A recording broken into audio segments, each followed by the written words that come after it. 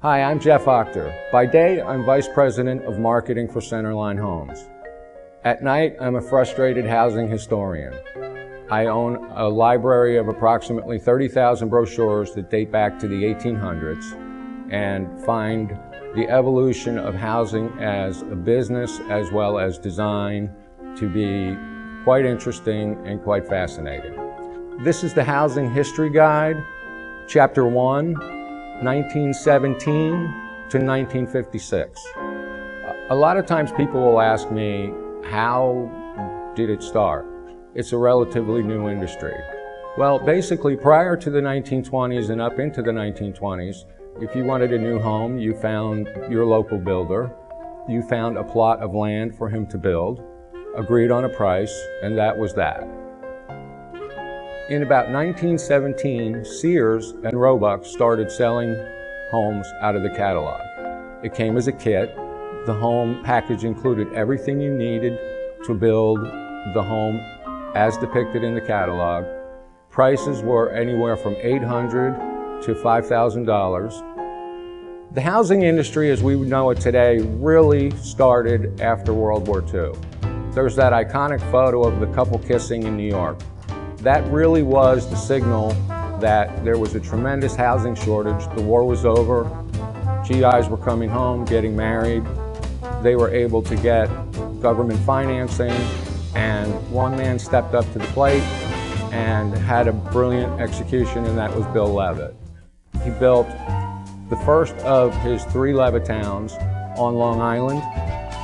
The first home that he came out with was a Cape Cod, which is the photo that most people associate with Levittown. Those were actually rented for $65 a month. Then in 1949, he came out with the Levitt Rancher. The Cape Cod had a living room and a kitchen that faced the front street. When they went to the ranch, they twisted the house sideways so that the living room faced the backyard, which brought in a whole new world of living and made the outdoors start to play with the indoors. Bill Levitt's other brilliant play with the Levittowns is he understood that there were a certain amount of products that a couple or family would need to set up housekeeping. A washing machine, a refrigerator, Venetian blinds, vinyl tile on the floor, and he included all that for $7,990. There are pictures in archives of thousands and thousands of people standing in line, all dressed up to go through the model home. Meanwhile, in other areas of the United States, other builders saw what was happening on Long Island and sort of duplicated it a little bit to the best of their ability. Ads showing the daily influx and outflow of traffic into Chicago, and you could own a large single-family home for $46 a month that included a cherry tree, a pear tree, and an apple tree. The suburbs were truly born. In Florida, in the late 40s and early 50s, you could buy a brand new home at Gulfstream Estates in Hallandale for anywhere between $10,000 and $12,000. Other developers were building large master plan communities around the state, and one of the biggest of those developers was the Mackle Brothers.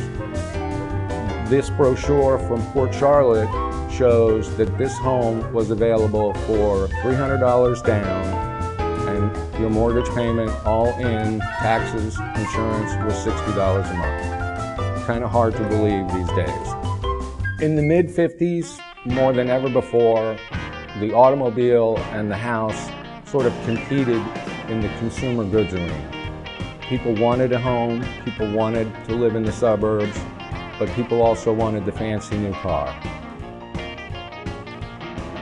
The automobile and suburbia developed a unique and symbiotic relationship.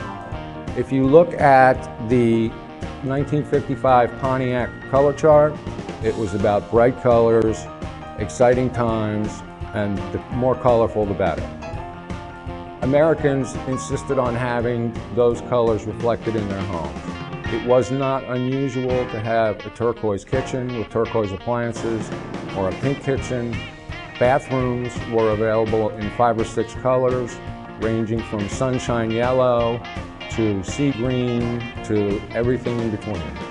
America was tired of the war and wanted to be able to have their piece of the suburbs and make it look the way they wanted to.